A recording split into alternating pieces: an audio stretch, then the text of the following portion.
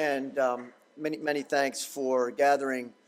Obviously, we don't normally today on a Monday, but this is a really important day, and I think that we should recognize a day where we recognize and honor all the men and women who have served and are currently serving. Mark Wawer is a former Taft parent. I think it's proof that he's a true Taftie that the first thing he asked me when I saw him this morning was, how'd we do this weekend? He automatically remembered that it was Hotchkiss weekend. His two sons graduated from Taft, and 2 years ago he gave an absolutely terrific talk. And it was a talk about an odyssey, I think, a journey in which he was traveling in Italy and saw some of the military cemeteries there from World War II, and he became fascinated and maybe even almost obsessed with the story of the Taft men who were buried there. And he wanted to honor them, and he wanted to reach out to their families, and so he did that, and it was an incredible story, and I think it was deeply moving for all of us. He has another similar story, and I think it's important for all of us. I think that on this day, and I don't know whether you have someone in your family, either directly or in your grandparents perhaps, who have served. That's certainly the case in my family. Whether you do or you don't, I think what's critical is that we stop and we remember that there are men and women who are serving right now, and there are men and women who have died over the years to preserve our liberties. And I think this is a day that it's critical for us to do that. When you walk through Lincoln Lobby, you'll be reminded of it, because you'll go by the memorial plaques and you'll see all those men who died during World War II, many of whom were 18 years old and who were seniors and who left the school to go serve. So it's in that spirit and with the sense that there's a great story ahead for us, I want to introduce and please give a warm welcome to Mr. Mark Wawer.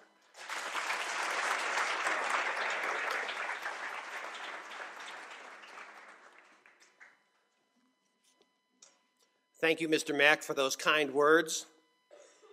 This is dedicated to Trevor Laughlin, class of 2010, who lived his life with honor. I think continually of those who were truly great, who in their lives fought for life. Born of the sun, they traveled a short while towards the sun and left the vivid air signed with their honor.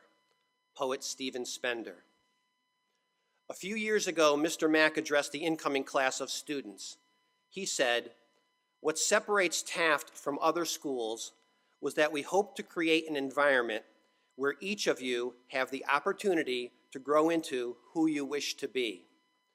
To accomplish that requires a community marked by three things: honor, respect, and kindness.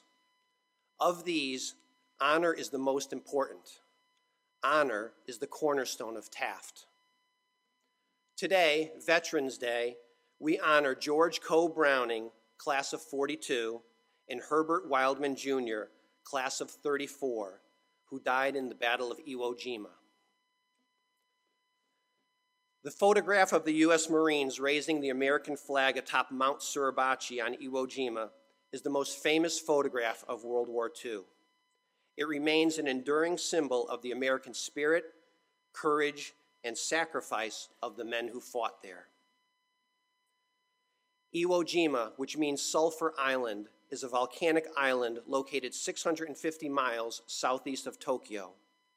Only 5 miles in length and 2.5 miles wide, its strategic importance in World War II were 2 airfields used by the Japanese to launch attack planes against U.S. bombers en route to Japan. An amphibious assault was planned for February 1945. A force of 70,000 Marines were sent to capture the island, defended by 22,000 Japanese troops. The battle was expected to last 5 days. This was no surprise attack. The Japanese army knew this day was coming and spent 2 years building a complex series of tunnels, caves, pillboxes, covered artillery, emplaced tanks, and landmines. Orders were given that each soldier would fight to the death. The first wave of Marines landed on February 19, 1945. Men and equipment became bogged down in the soft volcanic sand. Heavy artillery shells, mortars, and machine gun fire rained down on the Marines. There was no place to hide. The slaughter had begun. War correspondent Robert Sherritt of Time Life magazine would later write, "The first night on Iwo Jima can only be described as a nightmare in hell. About the beach in the morning lay the dead.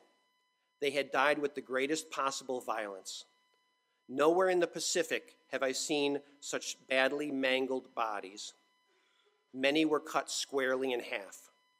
Legs and arms lay 50 feet from any body."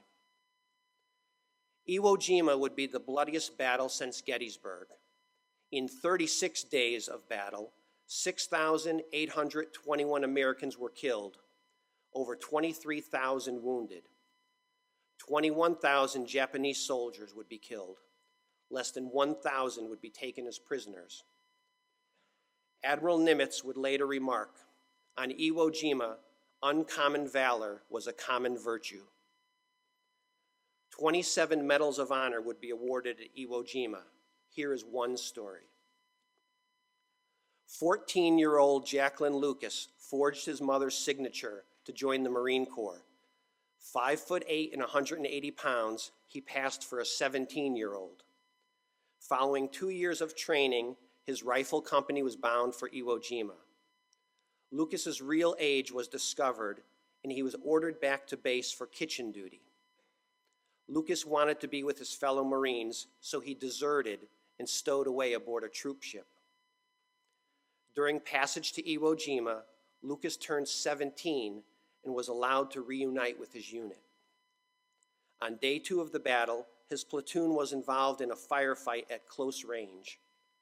2 enemy grenades were tossed into his trench.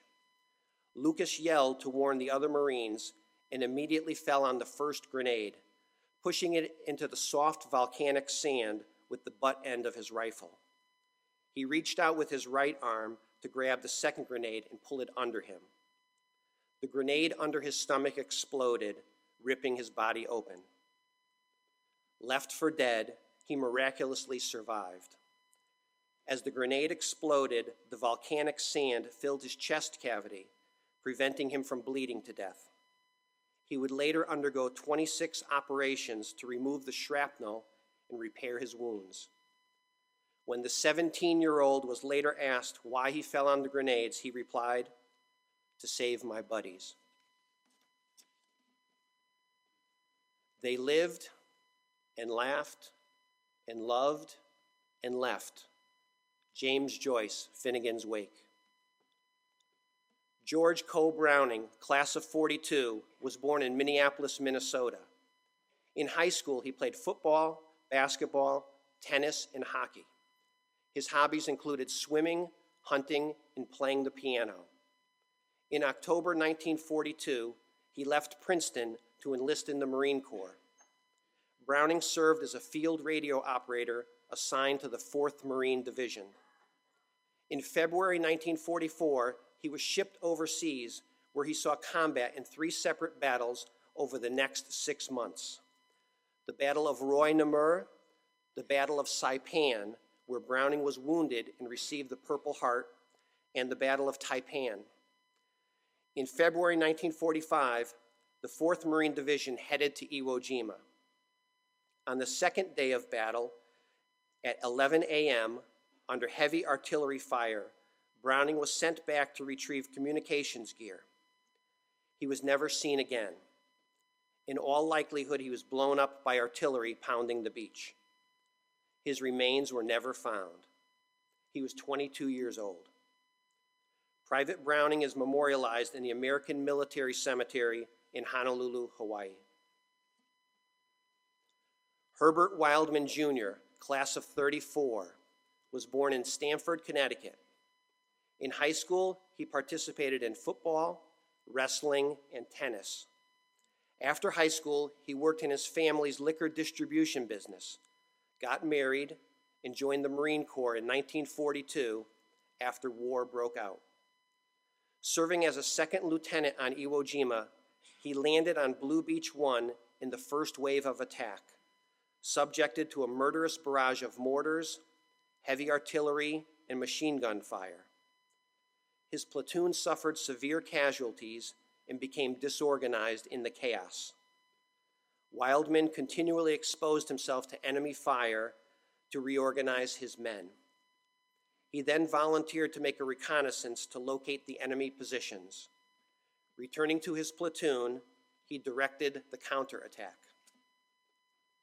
Wildman was fatally wounded by an exploding mortar during the attack. He was posthumously awarded the Silver Star, the nation's third highest military honor. He was 29 years old when he died. Wildman was buried in the 4th Marine Division Cemetery on Iwo Jima. 3 years later, his remains were exhumed and his parents buried him in the family plot in Worcester Cemetery in Danbury, Connecticut. I visited his grave to pay my respects and to tell him that each Memorial Day, Taft honored his service and sacrifice in a ceremony held in Lincoln Lobby. I cleaned his moss-covered gravestone and placed a U.S. flag and a Marine Corps flag at his grave.